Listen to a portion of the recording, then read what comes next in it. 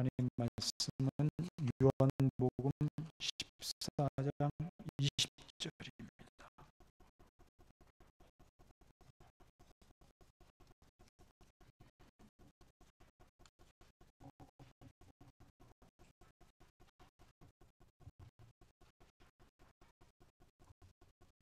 오늘은 이 본문의 말씀을 우리가 한번 다 같이 읽도록 하겠습니다. 그 날에는 내가 아버지 안에 너희가 내 안에 내가 너희 안에 있는 것을 너희가 알리라.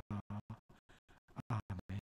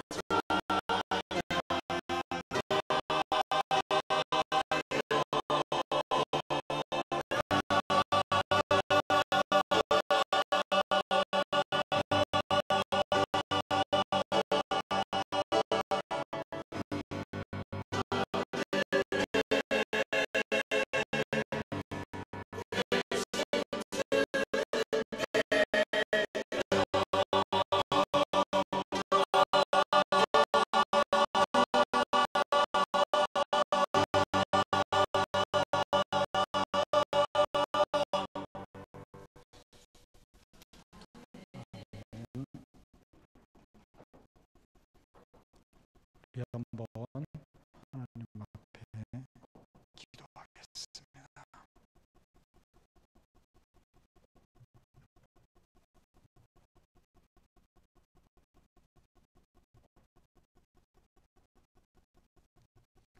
하나님의 크신 은혜와 사랑의 역사 가운데 우리를 인도하시고 이 시간을 통해 다시 한번 우리의 자신을 말씀을 통하여 비춰볼 수 있도록 인도해 주신 하나님께 감사를 드립니다. 특별히 성령님께서 우리 모두의 마음을 사로잡아 주시고 우리의 삶과 우리의 신앙에 진정고 도전이 되어지고 도움이 되어지는 내용의 것들만이 이 시간 함께 나뉘어질 수 있도록 인도해 주시옵소서. 그래서 우리 모두가 전하는 사람이나 그 말씀을 듣는 모든 분들이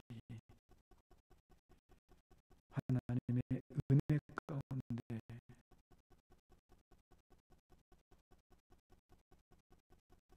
마음에 새겨질 수 있는 귀한 역사를 힘입을 수 있도록 인도해 주시옵소서. 예수님의 이름으로 기도드렸습니다. 아멘.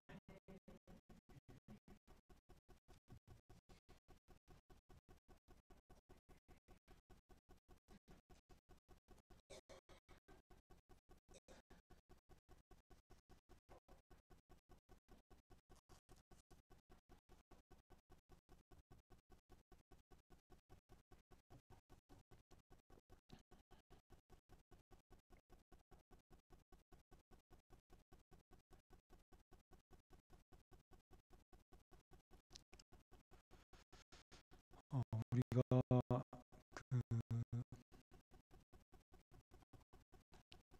한 2주쯤 된 것 같아요. 2주 전에 아마 그 목장 공부 교재를 가지고 공부하면서 이런 이야기를 하나 한번 나눈 적이 있습니다.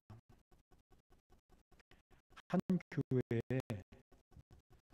2쌍의 부부가 정말 열심히 봉사를 했어요.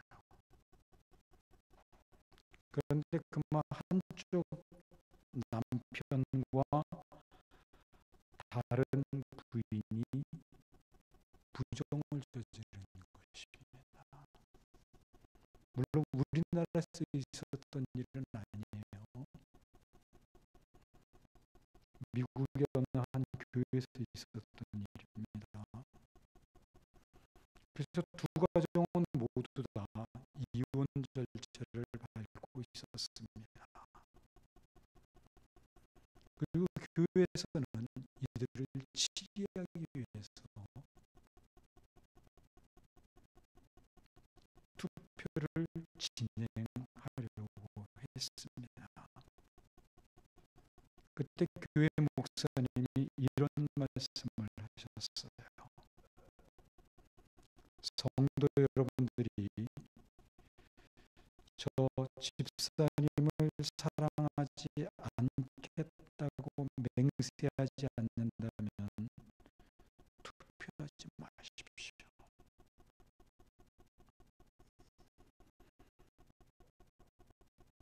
여러분들이 저 집사님을 모든 자리에서 내몰기 위하여 표결을 하려면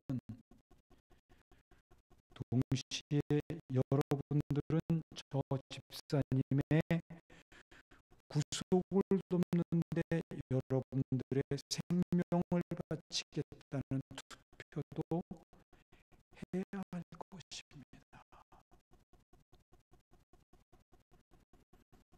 제가 사람들 곁에 다가가 그들이 하나님이 바라는 존재가 되도록 격려하지 않는다면 그들을 비판할 권리가 없습니다. 그런 말씀을 하셨어요. 우리는 여기서 저를 포함하여 우리 모두 각 개인 한 사람 한 사람에 대한 하나님의 사랑을 읽을 수 있어야 되고 그 모습을 그 마음을 사랑의 눈으로 서로를 바라보아야 하는 부분을 생각해 볼 수 있어야 된다고 말씀드리고 싶습니다. 우리 모두 각자 자기 자신이 하나님 앞에서 어떤 사람인지를 한번 생각해 보십시오.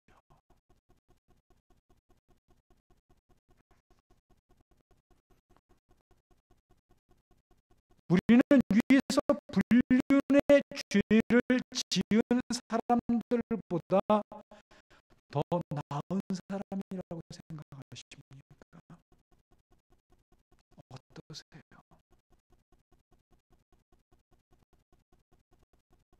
도덕적으로, 윤리적으로 그들보다는 좀 더 나은 것 같아요?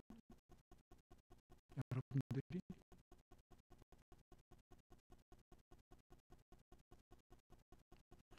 예수 믿기 이전에 나, 그리고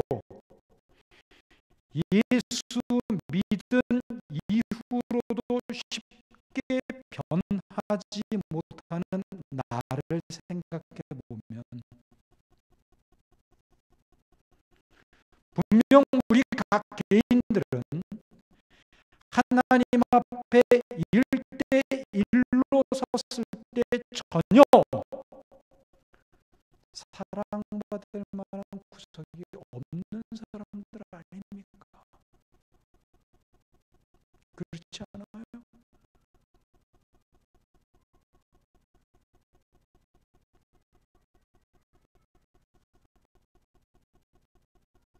하나님은 그런 나를, 그래서 환경과 여건만 갖춰주면 위에서 예로 나왔던 사람들보다 더 심각하고 많은 허물과 죄를 지을 수도 있는 존재가 나였고, 하나님은 그런 나를 끝까지 사랑하셨다는 사실을 바로 그 이야기 가운데에서 우리가 볼 수 있어야 돼요.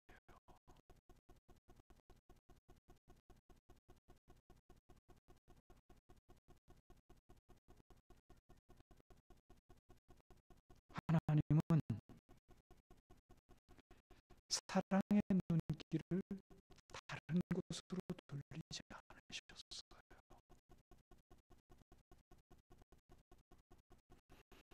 그 결과가 바로 오늘 우리들입니다.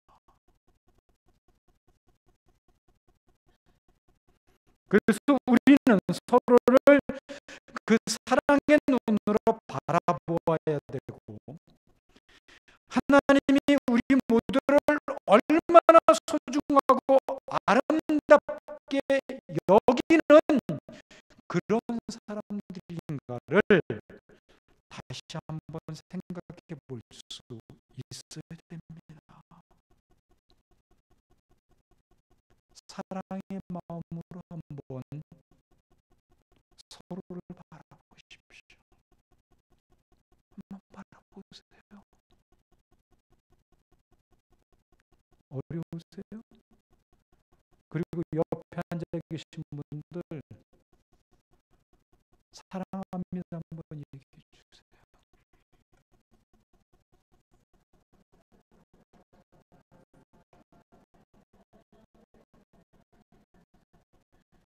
굉장히 어색한 것 같아요.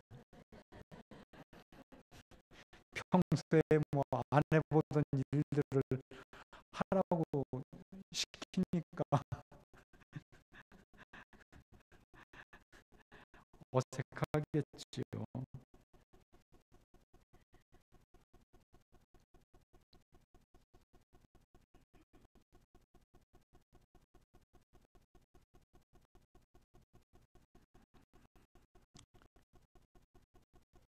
정말 우리는 하나님뿐만 아니라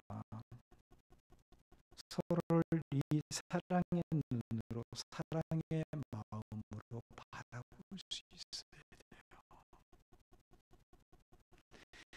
하나님이 자신의 사랑하는 아들의 몫을 값으로 내어 놓으시면서까지 품으시고 사랑하셨던 사람들이 바로 우리들 아닙니까?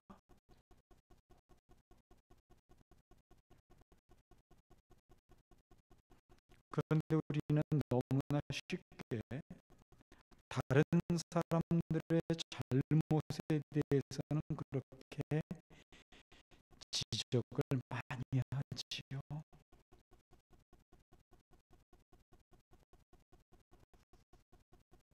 그런데 여러분들 그거 아세요? 다른 사람의 허물이 눈에 보이고 잘못이 내 눈에 발견되는 것은 하나님께서 나에게 그 사람을 위해서 진심으로 진실한 마음을 가지고 기도하라는 뜻인 것을.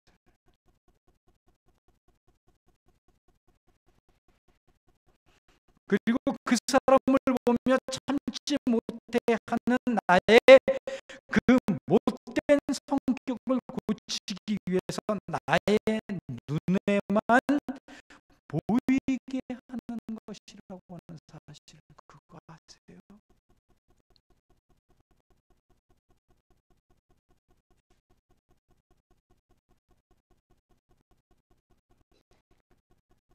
그리고 목사님은 그 집사님을 찾아가 물었다 그래요. 집사님, 마음을 다하고 목숨을 다하고 뜻을 다하고 힘을 다하여 하나님을 사랑한다고 말할 수 있겠습니까? 그러자 집사님이 대답을 했어요. 아닙니다. 저는 하나님을 경외하고 하나님을 예배하며 하나님을 섬기지만 그분을 사랑한다고는 말하지 못하겠습니다.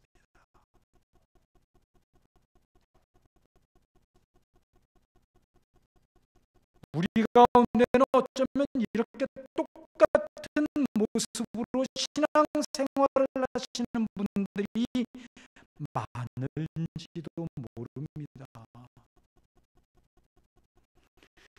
분명 입술로는 하나님을 경외하고 찬양하고 기도하고 예배하며 하나님을 섬긴다고 말하지만 정작 자신의 마음에는 이미 하나님을 향한 사랑도 하나님으로 말미암은 사랑도 없는 가운데서 신앙생활을 하는 사람들이 참 많아요.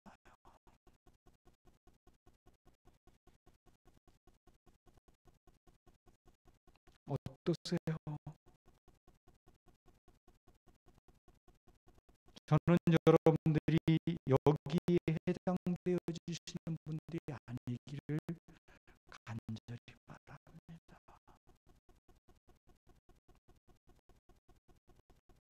우리가 이런 식의 신앙생활을 하게 되는 경우는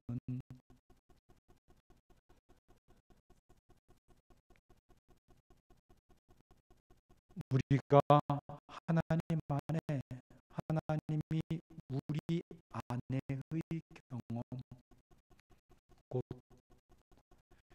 하나님과의 관계 안에 있지 못하다는 사실을 드러내는 거예요.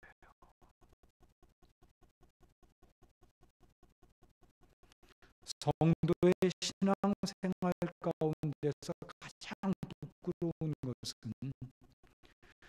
소극적이고 부정적인 것으로 바뀌는 기독교를 드러내지 못하는 경우입니다. 그래서 나는 거짓말을 하지 않았다. 나는 최소한 헌금 내는 일만큼은 소홀히하지 않았다. 나는 일요일만큼은 잘 지킨다. 나는 열심히 교회의 일에 충성했다. 등등 요 정도 수준의 고백입니다. 이걸 가지고 기독교를 드러내려고요? 그건 부끄러운 고백이에요.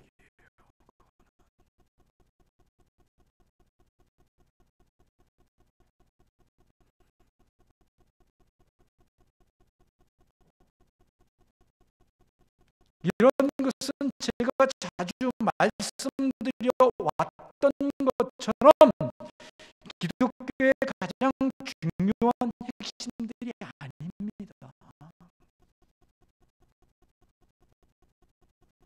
제가 누누이 말씀을 드리지만 믿음을 가진 우리 성도들은 무엇을 내가 하나님을 위해서 했다 하지 않았다, 이 정도 수준으로 신앙을 평가하고 접근하려고 해서는 안 됩니다.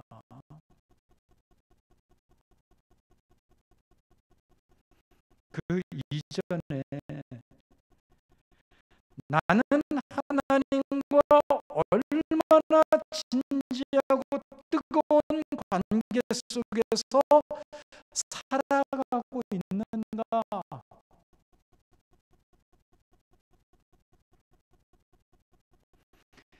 나는 얼마나 하나님과의 관계로 인하여 진실한 고백의 사랑으로 나의 삶을 살아가고 있는가,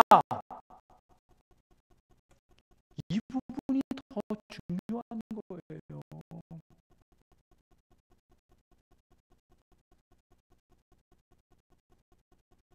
그리고 오늘 본문은 그 사실을 우리에게 보다 분명하게 이야기해 주고 있습니다. 이제 예수님은 다시 14장 초반부에 말씀하셨던 초소에 대한 이야기를 끄집어내셨어요. 본문의 말씀은 바로 이런 의미지요. 예수님께서 그날에는, 여기서 그날이란 어떤 날이에요? 바로 예수님이 성령님을 통하여 다시 우리에게 오시는 날, 성령님이 임하시는 날을 말하는 거예요. 그날에는 내가 아버지 안에 있고 너희가 내 안에 있고 내가 너희 안에 있게 된다는 것입니다. 아울러서 14장 10절에서는 내가 아버지 안에 거하고 아버지는 내 안에 계신다고도 말씀하셨지요. 즉 본문은 예수님 안에는 하나님 아버지께서 계시고 하나님 아버지 안에는 예수님이 계시는데 이 땅에 성령님이 오심으로 해서 우리가 예수님 안에 있게 되고 예수님 또한 우리 안에 거하게 된다는 것입니다. 그런데 예수님 안에 누가 계신다고요? 하나님이 계신다 그랬잖아요. 그러므로 결국 우리 안에는 하나님과 예수님 그리고 성령 하나님이 함께 거하시는 것이 되는 것이고 그 삼위의 하나님 안에 우리가 거하게 되는 것입니다. 그것이 본문의 말씀이에요. 성령님이 굳이 우리 안에 거하시면 예수님의 요청, 곧 예수님의 중보로 하나님께서 우리에게 보내신 것이고 예수님께서 원하시는 일인 우리의 구원과 구원 이후 하나님 나라에서 살아가기에 합당한 사람들로 변화되어지고 성숙되어져 가는 일을 도우시기 위해서 오신 것이지요.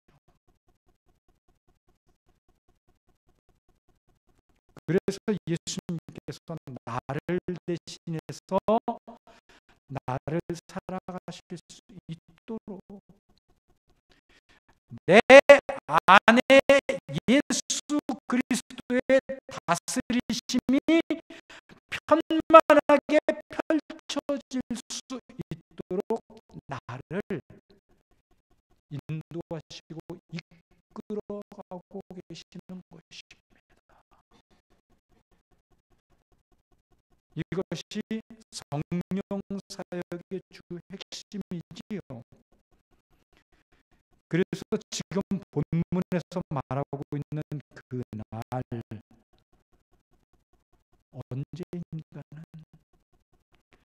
하나님 아버지가 우리 안에 우리가 하나님 아버지 안에 계심을 알게 될 것인데 이 말은 결국 하나님 아버지와 우리의 뜻이 하나가 되고 하나님 아버지와 우리의 마음이 하나가 되는 우리의 성품과 하나님의 성품이 하나가 될 것임을 말하는 것이지요. 하나님께서 우리를 그런 존재로 다듬으시고 인도해 가시겠다는 강력한 의지를 표명한 것이 바로 본문 내용의 말씀인 거예요.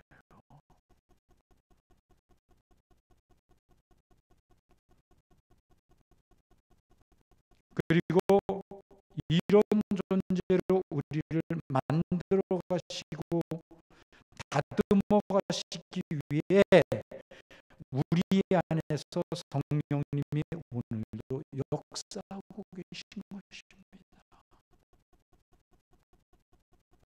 우리로 하여금 하나님 아버지 안에 거할 수 있는 존재, 곧 하나님의 뜻이 나의 뜻이 되고 하나님의 성품이 나의 성품이 되어 하나님을 닮은 하나님의 형상을 회복하는 그런 성숙의 모습을 하나님이 성령님을 통해서 이루어 가시겠다는 것입니다. 그리고 우리는 그런 삶의 내용들을 오늘 우리의 삶 속에서 아주 미약하지만 조금씩 경험해 가고 있는 것이고, 우리가 하나님과의 관계로 분명하게 연결되어져 있으면 하나님은 자신을 경험하고 알아가는 삶을 통해서 성령님으로 하여금 깨닫게 하심으로 우리가 변화와 성숙을 이루어가는 삶을 맛보아 알도록 역사하고 계신 것입니다. 우리가 하나님과의 관계 속에서 우리를 어루만지시고 사랑하시는 따뜻한 손길을 느끼기 시작하면 우리는 자연스럽게 하나님을 향해 우리의 심장이라도 기쁨으로 내어줄 수 있는 단계로 나아갈 수 있게 됩니다. 진정한 헌신이 일어난다는 것입니다. 진정한 헌신. 그래서 나의 마음을 하나님께 드리게 되면 하나님은 성령님을 통해 하나님의 마음과 성품을 그대로 닮아가도록 인도해 가시는 것입니다. 붕어빵 아시죠?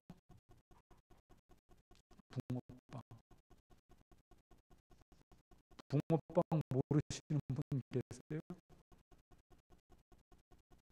다 아시잖아요. 근데 그 붕어빵에는 붕어가 없어요. 그렇죠? 그 붕어빵을 만드는 과정을 보면 쇠로 만든 붕어 틀이 있죠.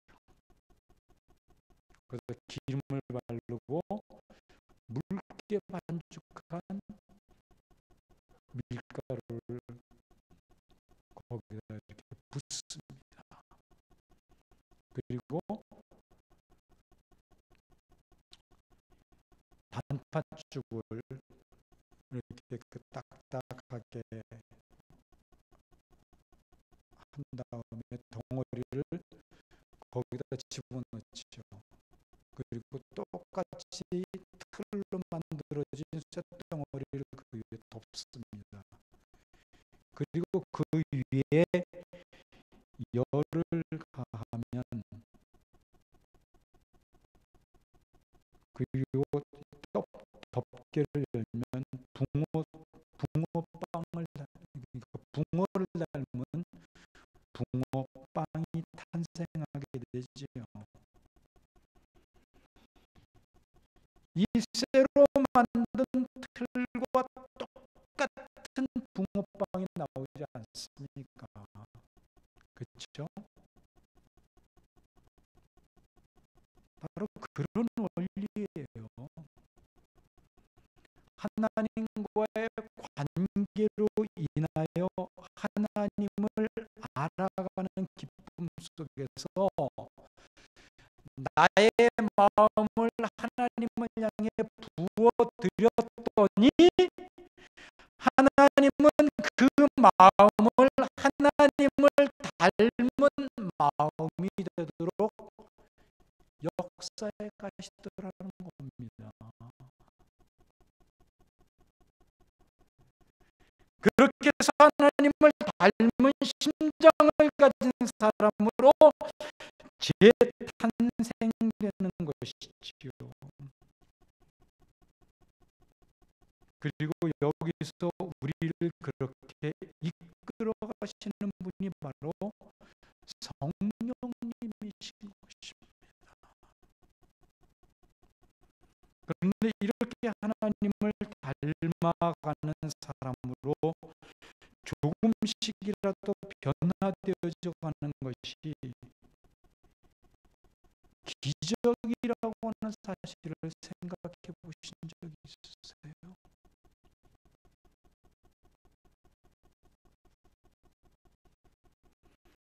어떻게 나 같은 사람이 이렇게까지 변화될 수 있을까?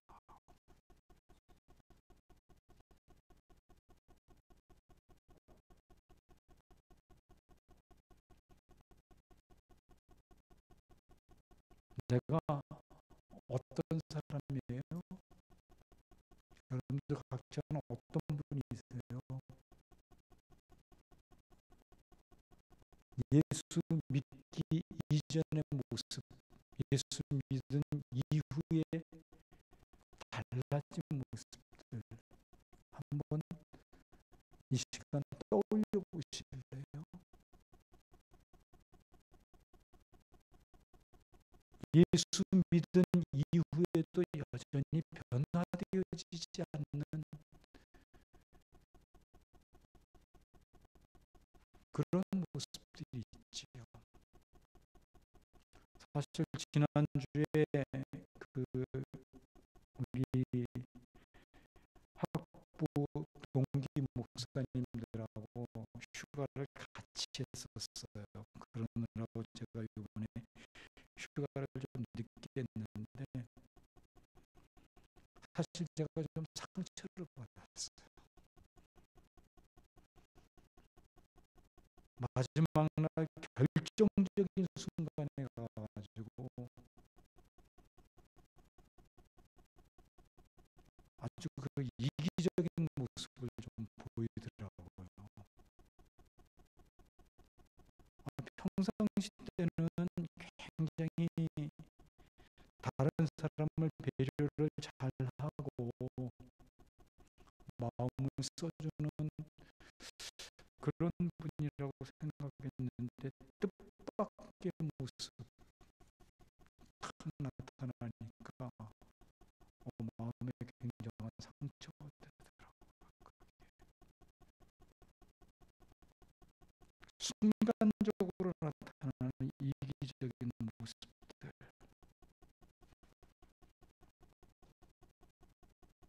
그럼에도 불구하고 여전히 하나님 앞에서 조금씩이나마 변화되어져 가는 모습, 하나님으로 말미암아서 그게 기적 아니냐고요. 그게 이거보다 큰 기적 있어요? 그냥 놔두면 도무지 변화되어질 수 없는 사람이 성령님의 역사에 의해서 조금씩이지만 눈에 띄진 않지만 그래서 많은 시간이 흘렀을 때 그래도 변화되어지구나 느낄 수 있는 모습으로 바뀌어가는 거, 그게 기적 아니냐고요. 그게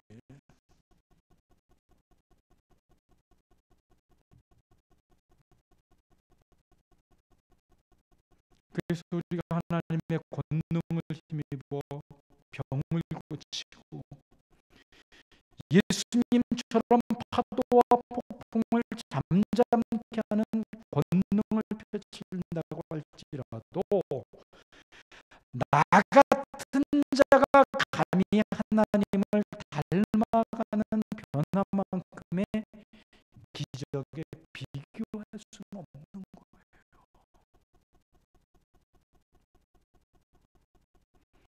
우리가 하나님의 권능, 그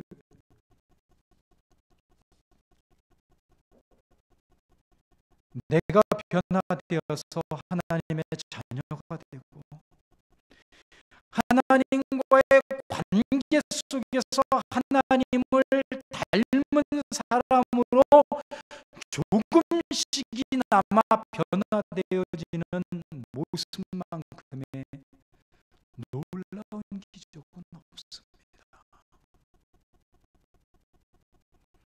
우리가 그 사실을 놓치면 안 됩니다.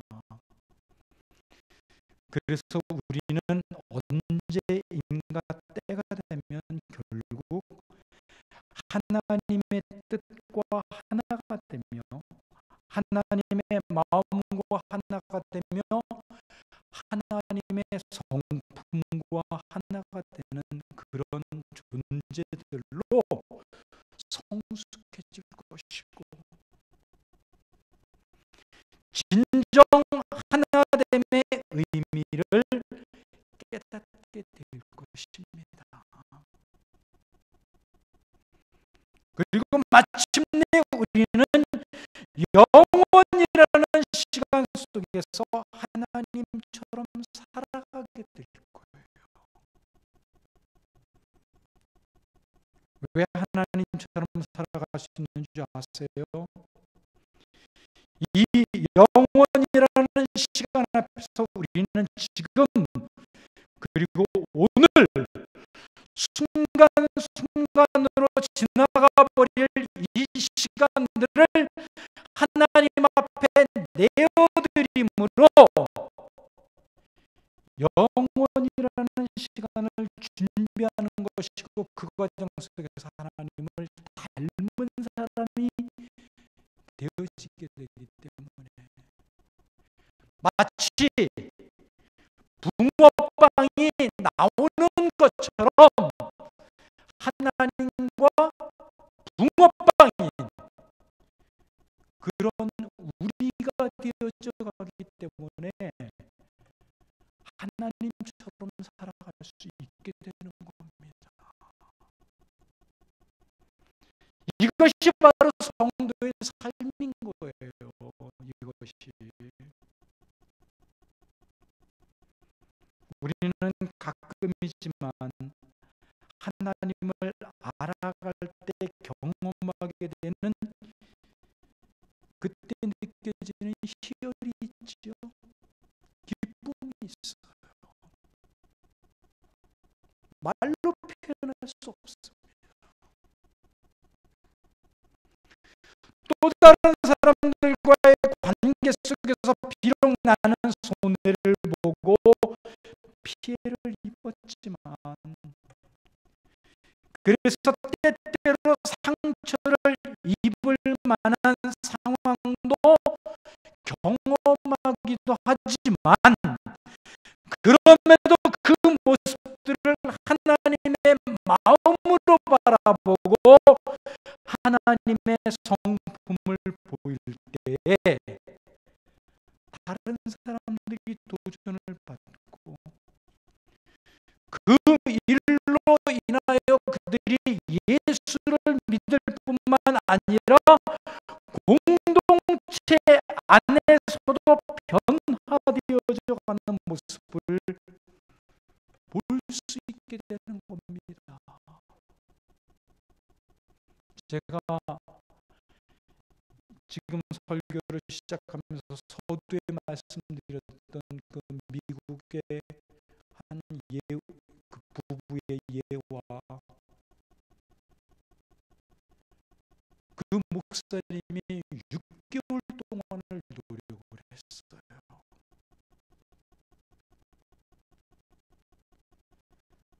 어렸을 때부터 부모와의 그 갈등과 부부가 그 부모님들이 그 부부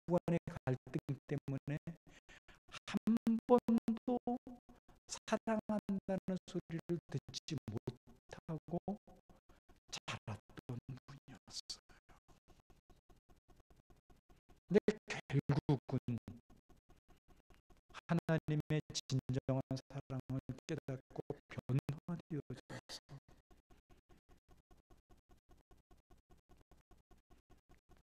그 교회에서 그분이 돌아가실 때까지 정말 아름다운 모범을 보이고 소중한 모습을 보였다고 해요. 많은 사람들이 도전을 받고 감동을 받는 그런 성도로 재탄생되어졌습니다. 만약에 교회가 투표를 해서 7위를 해가지고 그 사람을 7위를 했다면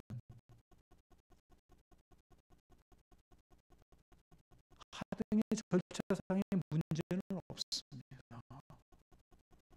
그러나 그 영혼은 두 번 다시 하나님 앞에 세움을 받을 수 있는, 아니 오히려 교회를 불신하고 교회를 저주까지 했을지도 모르지요. 한 영혼이 완전히 망가져 버리는 겁니다. 그러나 교회가 다시 마음을 새로 바로잡고 그들을 진정으로 품고 사랑했을 때 변화되어지더라는 겁니다. 그 얘기가 우리 목장 성경 공부에 있어요. 나와요. 결론까지.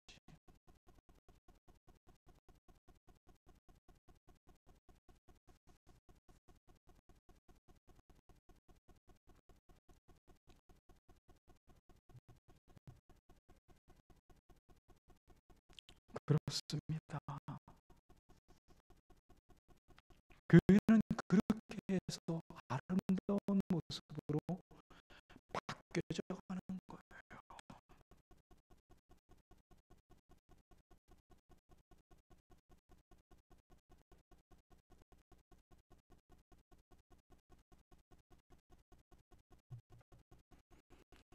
우리의 삶의 현실 속에서 가끔씩 정말 하나님을 알아가는 기쁨을 통해서 우리가 경험되어지는 그 희열들, 그리고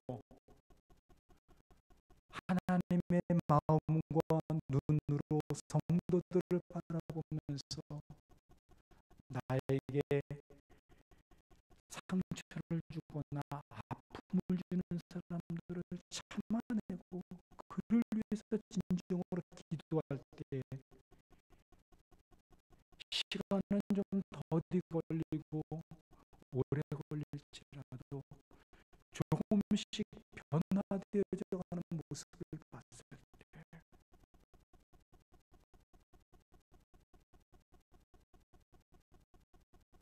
그때 느껴지는 기쁨은요, 그 어떤 것과도 바꿀 수 없는 겁니다.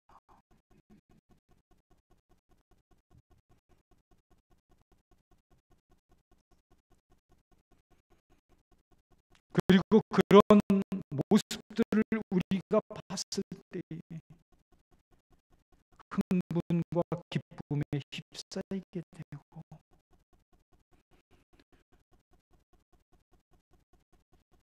정말 하나님 앞에 우리의 신앙이 한 자는 더 성숙해져 갈 수 있는 계기가 되어지는 것입니다.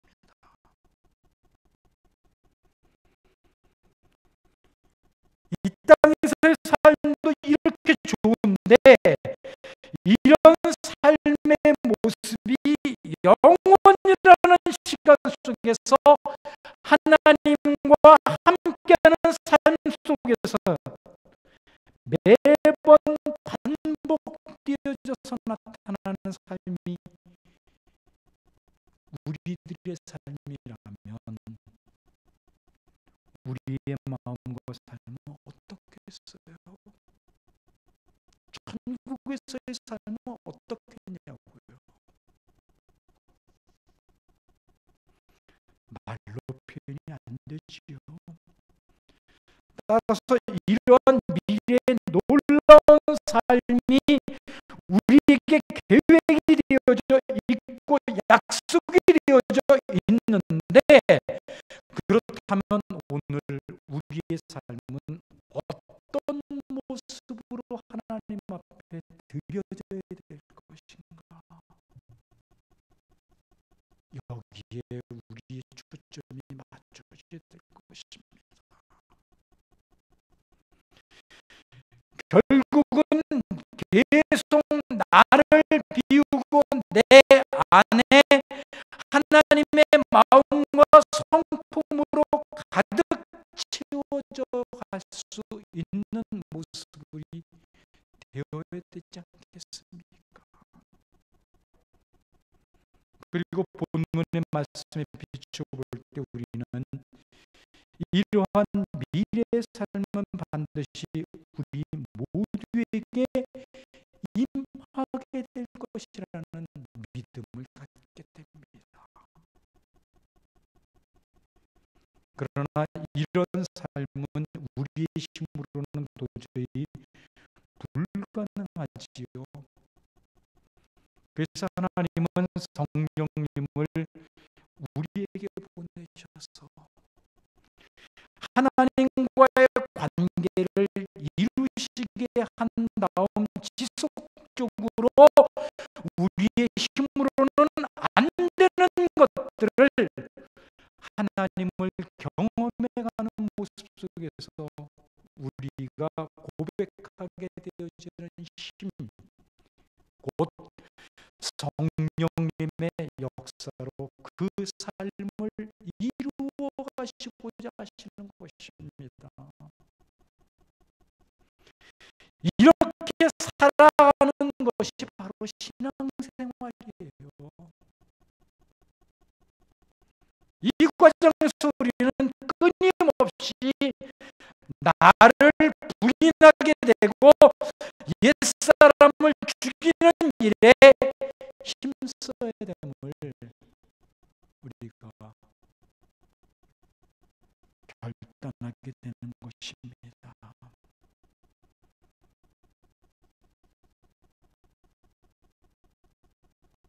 우리가 하나님과의 관계 속에서 살아가면은요,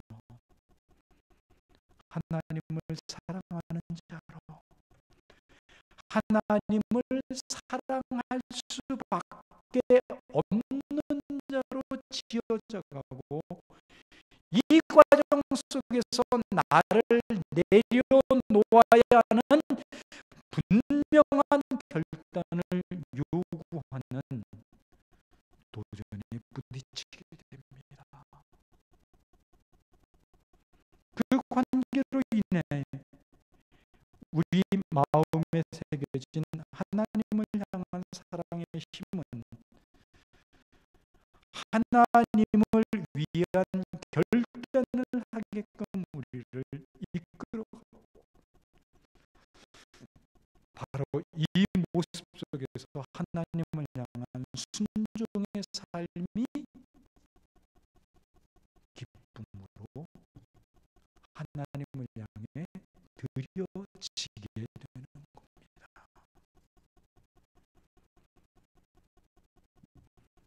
그 결과로 우리는 하나님 안에, 하나님은 우리 안에 거하는 자로 성숙되어져 가는 것이지요. 그래서 이제 자기 뜻대로 살아가던 우리가 자기의 뜻을 하나님 앞에 내려놓을 뿐만 아니라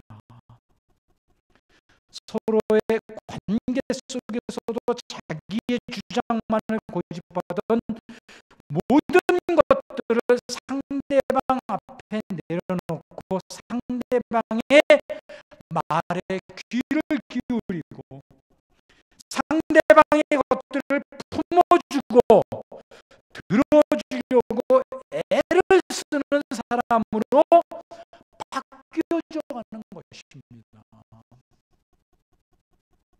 여기서 중요한 것은 우리가 어떻게 하나님과의 관계를 이루어가며 그 관계 속에서 하나님을 경험함으로 하나님의 사랑으로 내 안에 가득 채워갈 수 있을 것인가 하는 부분이 되겠지요.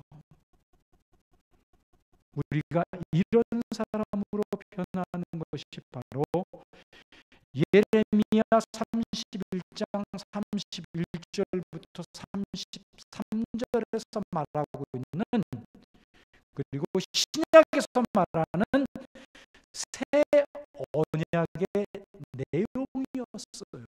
그게 말씀 한번 볼까요? 여호와의 말씀이니라. 보라, 날이 이르니 내가 이스라엘 집과 유다 집에 새 언약을 맺으리라.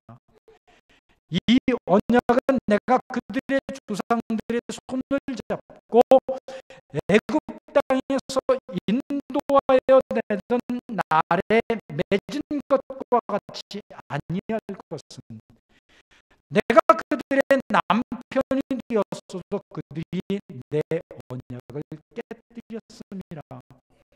여호와의 말씀이니라. 그러나 그날 후에 내가 이스라엘 집과 맺을 언약은 이러하니, 곧 내가 나의 법을 그들의 속에 두며 그들의 마음에 기록하여. 이게 무슨 말이에요? 우리의 마음을 하나님이 뚫고 들어와서 사로잡으시겠다는 거잖아요. 이게 곧 성령님의 역사를 말하는 거 아닙니까?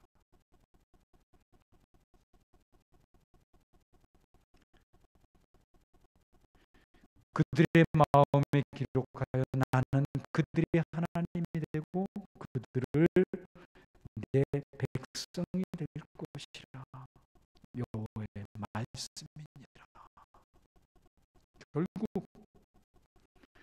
우리 안에 예수님이 나를 대신해서 나를 살아가시는 결과로 성령님은 우리를 인도해 가시겠다는 겁니다.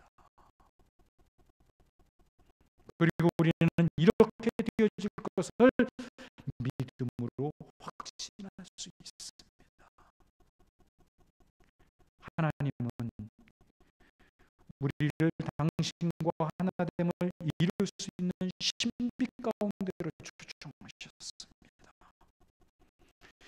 그리고 믿음 안에서 우리를 하나님의 동역자로 부르셔서 우리와 함께 하나님의 계획과 뜻을 이루어 가시기를 원하고 계십니다. 이러한 사실 앞에서 우리는 자꾸 곁길로 가려고 몸부림을 치고 하나님은 그런 우리를 놓지 않으시려고 씨름하고 계신 거예요.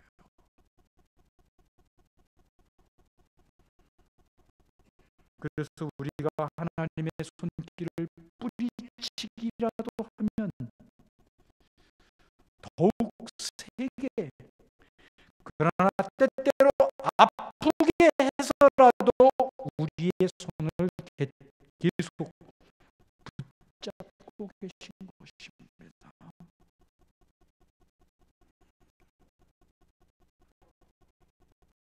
우리는 비록 강하게 아프게 붙드시는 손길이 고통스럽고 힘에 겹게만 느껴지지만 그것이 결국은 하나님의 은혜롭고 자비로운 손길임을,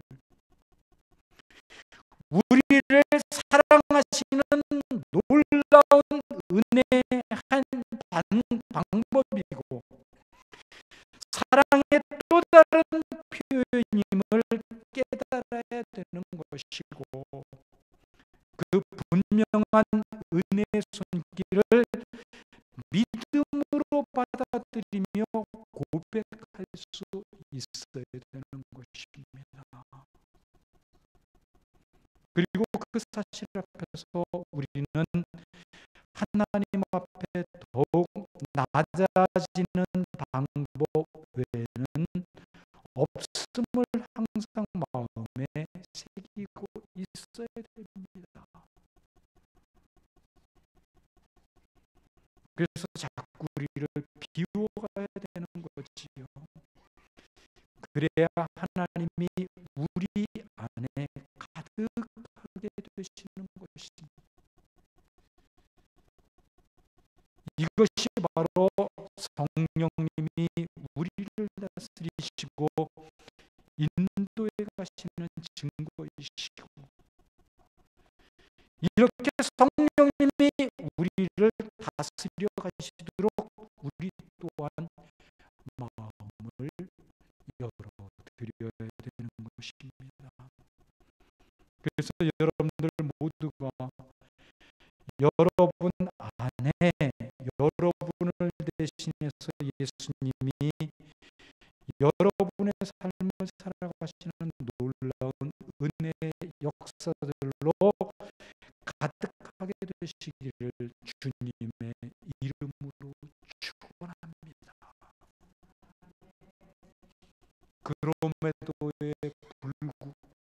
그럼에도 불구하고의 사랑, 그 사랑이